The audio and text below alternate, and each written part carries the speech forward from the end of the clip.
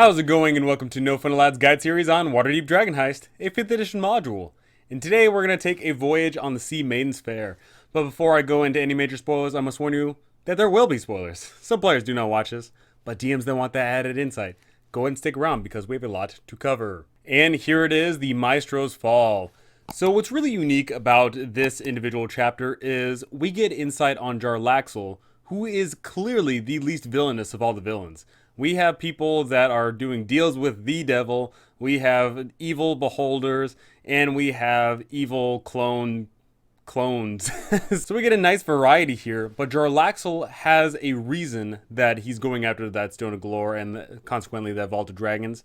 He wants to get his city to become a member of the Lord's Alliance and also shut out Daggle Neverember and the city of Neverwinter. And to showcase the fact that he is the least villainous of the villains, whereas the other villains will try and probe and prod and capture and do whatever else, Jarlaxle will do that as well, but Jarlaxle will also work with the party. Jarlaxle will say, hey, you know what? You found me out.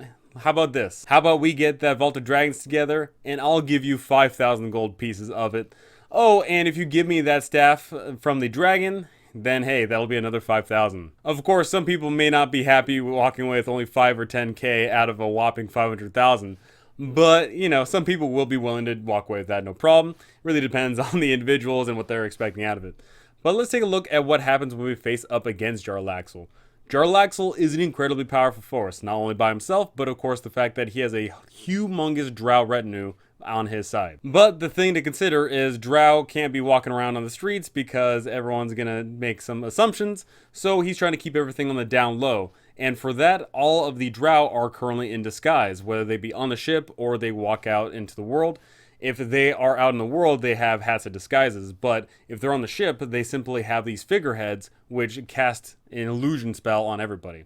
So one way to disrupt Jarlaxle's operations here is destroying those figureheads, thus the drow have to remain low and they can't go outside. And another important factor is the drow operate off of the 3 ships. If any of these ships are destroyed, that's going to be a huge blow to all of the Brigandar's operations here. Most notably because if any ship gets destroyed, then presumably the guard are going to get involved somehow, and Jarlaxle doesn't want any part of that. Now, of course, we get into why are your players showing up to the Sea Maiden's Fair. Are they chasing after the Stone of Galore? Are they chasing after the gold that's already been taken? Are they just having a feud against the drow and want to strike back? Or do your players get invited to the Sea Maiden's Fair because they are part of the Brigandarth? Or maybe Zardoz Zord in disguise is offering to invite them in because he wants to interrogate them and see what's up. There's a lot of different reasons on why your players could be showing up here. But both the reason why they're showing up here and what they plan on doing is the important part. Now, 2 of the ships, the Heartbreaker and the Hellraiser, are currently docked there at the docks. But the 3rd ship, the flagship, the Eyecatcher, is currently in the middle of the ward, and thus it's not very easy to approach. Your players, if they want to get to that main ship where Jarlaxle is, they're going to have to go on a boat, they're going to swim themselves, or they're going to do something creative to get to that ship. As it actually suggests here, your players could actually use the apparatus of Qualish. I think that's a really fun way to get your players into the ship. We get a very, very nice detail list here on the crew and what's going on. Each of the ships has their own captain, and they're all named, and I genuinely do believe that you should make these people feel real, feel lived in, and they are present in the world.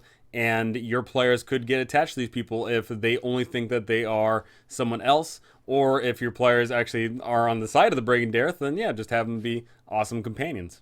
We also get some cool details on if your players interrogate any of the drow, then they can learn some vital pieces of information here about the operation going on, about the ships, about the leadership, about all sorts of things. Something very important to remember about the Sea Maiden's Fair is, yes, of course, there is the drow, but there is a bunch of people that are part of this carnival that are not drow and are not partaking in all of the illegal activities. So there is basically a whole front operation being placed up in here. And it's important if your players are just being absolutely crazy, they could potentially hurt someone that's completely innocent. Now, if your players show up to the Sea Maiden's Fair and they think that something's going on here, after a bit of time, they could potentially learn the truth about how a lot of these people, even though they appear to be human, have elvish accents, and some of the people are moving about in odd ways that doesn't make any sense. your players could learn that something's going on here and eventually press in. And that's where the fun begins. That is when the roleplay is really going to kick in, because at first everyone's just going to act and pretend. But once the drow know that the party is in on it, then they're going to start with the negotiation. So for the whole list here on all these ships, we get details about all three of the ships, but there is some information that pertains specifically to the eye catcher, and there's a reason for that, because of course that is the flagship and there is the submarine underneath it. There's a lot of awesome things to be had here, but something important to note is your players wouldn't be normally allowed to just walk around any of these ships. That would only be for reserved guests and for if people are just sneaking around. Now, if your players know that there's something going on here, they're probably not going to suspect that the figureheads are just randomly magical. But if they do catch on to something, or if you give them a little freebie, or if they just happen to stumble upon it, then they can figure out that the figureheads are causing a whole bunch of magic to go on. If they start attacking it, they can easily destroy it. Not easily, it's an AC of 15 and with 50 HP, and presumably there'd be a bunch of drow trying to stop them from actually destroying it. Between all the ships that your players can access, there is just a bunch of fun things to be had here, like an enormous Tarrasque puppet for 5 puppeteers. You know, that's pretty cool, and you should be using this list for ideas on to explain things if the fair is actually going on in town. The Eye Catcher's Hold in particular is a little bit scary because there's a whole bunch of giant spiders, and there is some gas canisters that can go bluey, you know, just a whole bunch of fun things. Throughout these ships, there's just a bunch of amazing roleplay potential, a lot of exploration that's totally awesome, a lot of things to interact with. But the important thing to remember is if your party shows up and they are just trying to storm the castle, they're going to be in for a world of hurt. If they are of the lower level, then they're going up against a lot of people in confined spaces, and that's probably not good for them. And they may have a party comp that does suit well for enclosed spaces, but more often than not, people like an open field. But of course, none of that really matters. The whole point of this in particular is this is a boss that should be negotiated not with combat, but through roleplay, through espionage, through a bunch of different things. It shouldn't come down to combat because Zardoz doesn't want any trouble. More importantly, you know, he's just trying to be this front, Zardoz, but, you know, Jarlaxle, who of course is the Zardoz, Jarlaxle doesn't want trouble. Jarlaxle just wants to make friends. Jarlaxle wants to get the gold. But of course, Jarlaxle is going to do what it takes to get that gold. And if the party stands in his way, then he will destroy them. Another really cool aspect, of course, is the Scarlet Marpanoth, this submarine that is currently attached to the Eye Catcher. Your players could stumble across this thing, go down and see, oh, hey, you know, there's literally a cool submarine here.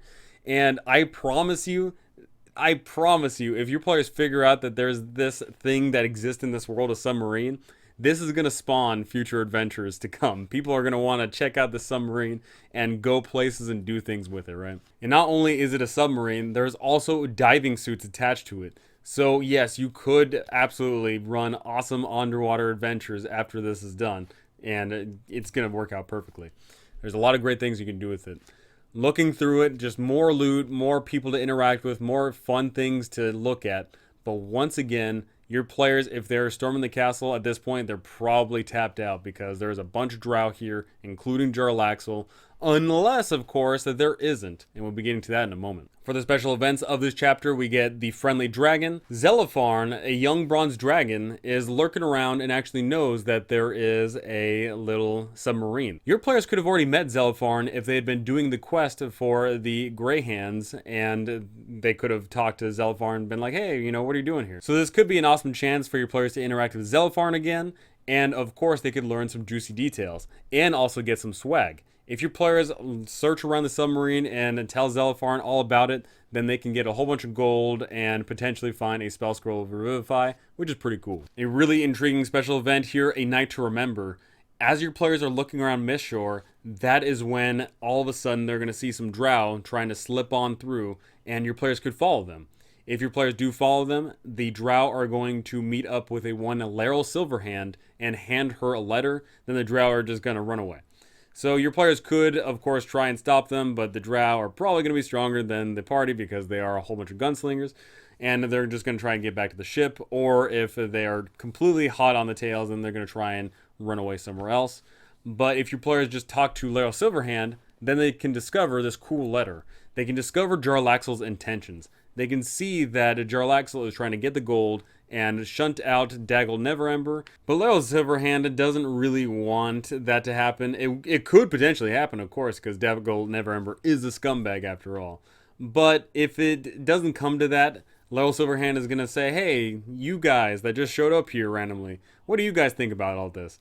And if she gauges it correctly, then she can say, hey, how about this?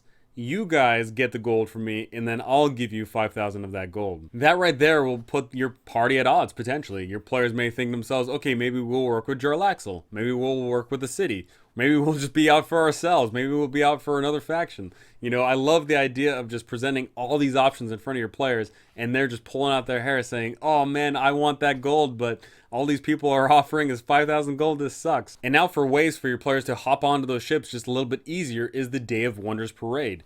A Day of Wonders Parade is going to have a bunch of the people moving about the city and having a fun old time. Your players could use that to their advantage and sneak onto the ships. This is totally the best time for your players to sneak on board if they're trying to find something. But at the same time, if they start fooling around too much, then they're going to easily incur Jarlaxle's wrath. Now, of course, your players could use this to their advantage, seeing that a bunch of the drow are away, and just talk to the ship captains, in which case things may be more cordial. But if things do turn sour, then the captain is going to say, hey, Jarlaxle, there's these guys here. And, of course, the reinforcements are going to come. Now, no matter what the circumstances are, your players are probably going to have to retreat at some point, whether they completely storm the ship or not. At which point, several days later, Jarlaxle and his crew are going to find the party wherever they are and strike back. Jarlaxle could easily kill the party. He himself is just a totally awesome warrior. But he doesn't want to do that. He wants to use the party. He wants them to do the dirty work for him. And lastly, for a bit of a fun one here, we have an escaped bear. Your players could actually be on the good side of the Brigandareth or the Sea Maiden's Fair if they don't know they're the drow yet, and try and find a polar bear that's been escaped. Your players could earn a decent reward with 250 gold or a potion of water breathing if they are successful in tracking down the bear, but if they aren't, then sadly the city guard will put it down. Now, in my personal opinion, the first encounter your players should have with the Sea Maiden's Fair group is a roleplay one, a cordial one. Sit down with Zara Zord or one of the captains of the ship, having there be some interaction and fun time there, and your players getting to know the crew a bit more. I think starting off the relationship on a great note is a good way to get them invested in what's going on here, because later on, if they finally discover, oh hey, that they're the drow, that they're the Brigandareth, that they're the villain that is trying to steal all the gold, then that's going to put them at odds, and they're going to think to themselves, okay, should we work with them, or should we just try to subvert them? That is going to lead to that fun roleplay scenario at the end when your player's trying to get that gold. Are they going to be able to walk away with that 5,000 or 10,000 gold? Or are they going to try and get more than that? Something else to consider is Jarlaxle, yes, can be the main villain of the campaign, but he doesn't have to be the main villain, but he can still be a villain and antagonist all throughout the rest of them. He shows up every once in a while, disguised as somebody else, and can just be a general thorn in everybody's side. So if the Brigandareth are able to steal the Stone of Galore, then after a few days they will go down, they'll get the gold, and then they'll get the heck out of there. But the important thing to remember is all the other people are hoarding their gold or doing whatever or burning it, right? But Jarlaxle is immediately just throwing it all at the city. So that implies that the transaction is going to happen pretty quickly there. He's going to buy his way into the Lord's Lion, and he's going to shut out Neverwinter and Neverember. Now, can your players steal the Stone of Galore or the gold back from the drow? Yeah, absolutely, they can. It's just going to require a lot of work, right? The fact that they're on these ships and they're going up against all these drow in tight quarters is pretty bad news, but there's always some fun things that could happen, right? Your players could potentially call in some allies to disrupt the ships. If your players are friends with that dragon could perhaps rock the ship, you know? There's a lot of things that your players can get up to if they are creative. They need to be creative, right? You can't go up against all these villains with brute force. They have to do something completely out of left field. And when it comes to that, you need to reward that creativity. You need to allow for them to think about an awesome solution and try to enact upon it. And if it's absolutely crazy, but it can work, hey, it may work, right? So if your players are successful in getting the gold and then they do whatever it is that they want with the gold, whether they just run away from the city or donate it to the city, whatever the case may be, does Jarlaxle hunt down the party? I would say Jarlaxle would probably hunt down the party if they still had the gold, but if the party dumps the gold, then Jarlaxle's not going to try and make any more enemies. He's just going to go ahead and do what he does and slip away. The biggest part of this whole chapter is just the roleplay aspect. It's the fact that Jarlaxle is an incredibly charismatic individual, and all of the drow should be charismatic as well. They are performers, they are entertainers, and they know the tricks of the trade. So you need to play them up to their absolute fullest to get your players to truly appreciate, love, and hopefully hate them. That is part of the fun of it. Your players get to know these people, and maybe they immediately are antagonistic, but as long as they're putting on a good show, then it's a-okay. Jarlaxle in particular is the star of his own show, and he knows it. That's his flair, that's his charm, that's what he does. This individual is totally awesome, and he knows it, everybody knows it, and he is going to make a point of showing that off. So make sure that any and every interaction your players have with not only Jarlaxle, but with whoever Jarlaxle is impersonating, whether that be JB Nevercod, Zard, Laryl Silverhand, whoever it is, make sure that they truly stand out as a awesome character. So are your players going to be able to get the best of Jarlaxle, or is Jarlaxle going to make them an offer they can't refuse? Are your players going to be able to walk away with a lot of the gold, or are they going to only be able to walk away with 5,000 or 10,000? And if Jarlaxle gets away with the gold, how will that affect your future campaigns in this universe? Go ahead and tell me those things because I want to know, but that's going to do it for me. Thank you for watching, thanks for listening, and thank you to my amazing patrons. You guys are absolutely incredible. Thank you so very much. And I cannot wait to see you all in the next one.